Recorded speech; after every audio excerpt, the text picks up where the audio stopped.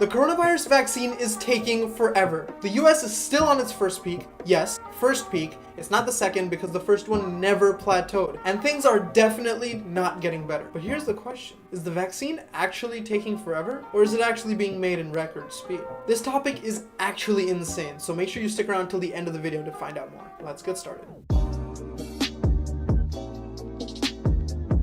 So by now, I'm sure you know what a vaccine is. But just as a refresher, it's a weakened part of a virus that's introduced into your body so that your body recognizes it, determines it's a threat, and creates antibodies that fight against the virus if it's ever reintroduced into your body. That way, it keeps you safe from future infections. But what are antibodies? This entire time, I'm sure you've used the word antibody like a French person uses the word win. They know it exists, but they don't really know what it is. So there we were, and we took the win. And what exactly do you mean by win? Oh, I don't know, we just surrendered. Generally, an antibody is a protein that's shaped like the letter Y. There's 2 heavy chains and 2 light chains. 4 chains.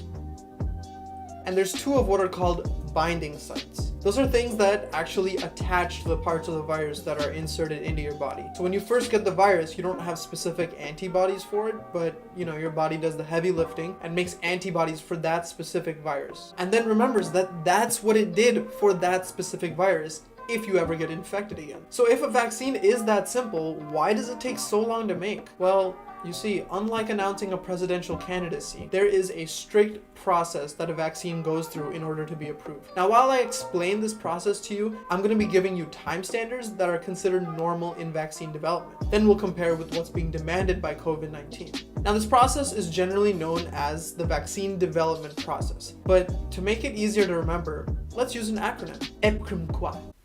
What? It's an acronym. I never said it'd be an actual word. Don't judge me.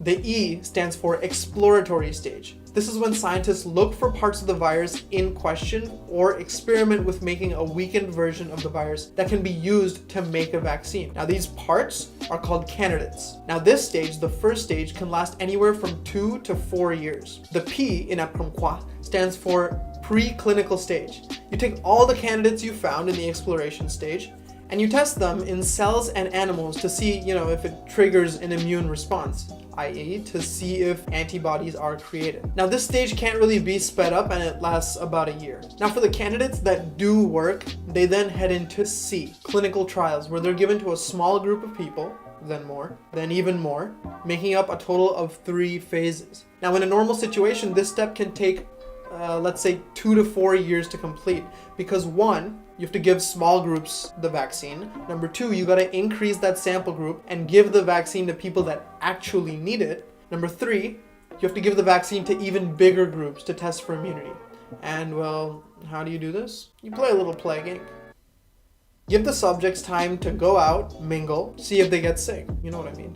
If they don't, then you know it works and it's time to scale up. And if it doesn't, then I don't know, cry yourself to sleep. Next comes R, for regulatory review. Now, if everything turns out nice and dandy in the clinical trials, then manufacturers can submit an application for a license to produce their vaccine. Now, in typical FDA style, it takes 10 months to do something that should not be taking that long. Good old bureaucracy. Now we're on to M, for manufacturing.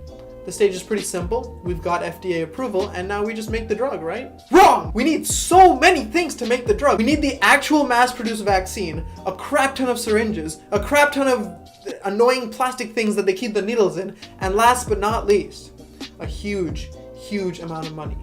Hi, I'm Elon Musk, and I just shot a Tesla into space amount of money. So I'm really sorry for crushing your dreams of making a vaccine in your backyard. I didn't mean to. And the last stage, Q, is the quality control, where the vaccines are checked before they're actually distributed. So if you tally up all the time for the entire process, you'll see that it comes out to about 6 to 10 years. Wait, so how long did we say the COVID-19 vaccine would be ready in? And scientists say they're hopeful it will be available by September. September.